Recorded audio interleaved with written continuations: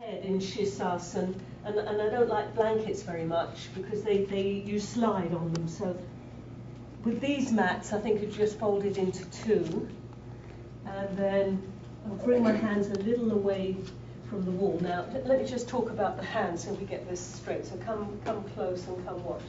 You interlace your hands in towards each other, and you've got to stay right in the webbing there. So don't let these pull out. They've got it like tongue in groove floorboards. They never pull out. They're stuck there forever.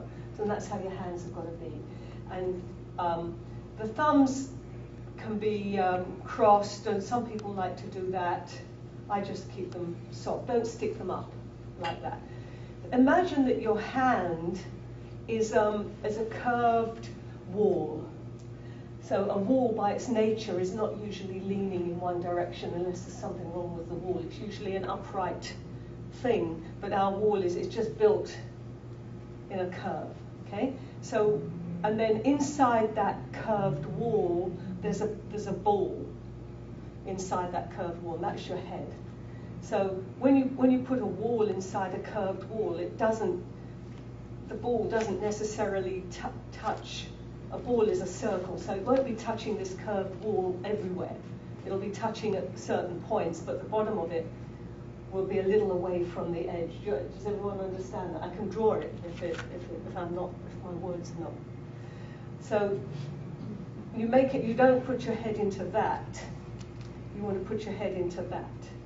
Okay? And one of the things that tends to happen is the hands roll, the hands do that. That's a problem. They tend to drop back. So our job is to keep this, remember it's a wall, you don't want to push the wall over, you want to keep it upright. And the outer edge of the hand, the outer edge of the palm is going to cut down. You have to press that down into the floor. But once you get that, these can be fairly relaxed. The only time your fingers move is when they need to steady, is for balance. So if the body does something, the hands will they'll automatically help your body to come to balance, but not to get white-knuckled about this. Okay? So if we're doing it against the wall, and we're going to use this as our first exercise. So if Anne, do you want to come and put the block, or somebody, I don't want to disturb what you're doing, but come and put the block like that, and it's going to be between my shoulder blades. Like that.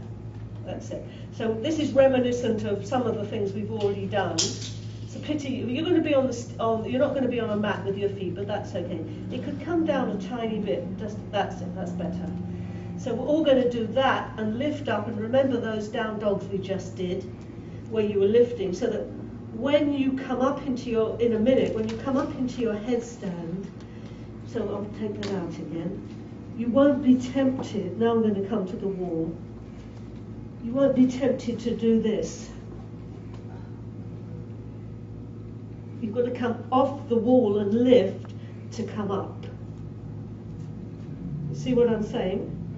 So if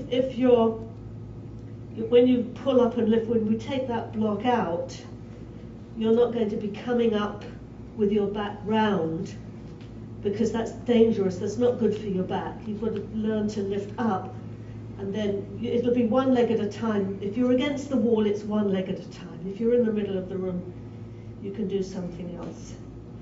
But now I want to push the hands down, push the outer edge of the hand down, keep my hands upright, press the center of the forearm, and lift the inner shoulders up.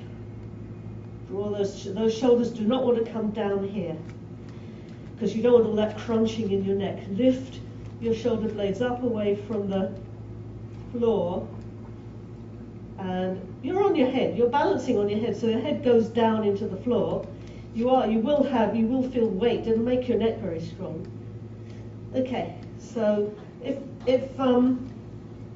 you help each other, everybody's going to have their mat against the wall anyway, and then you can help your neighbour, and then I'll come round and help you.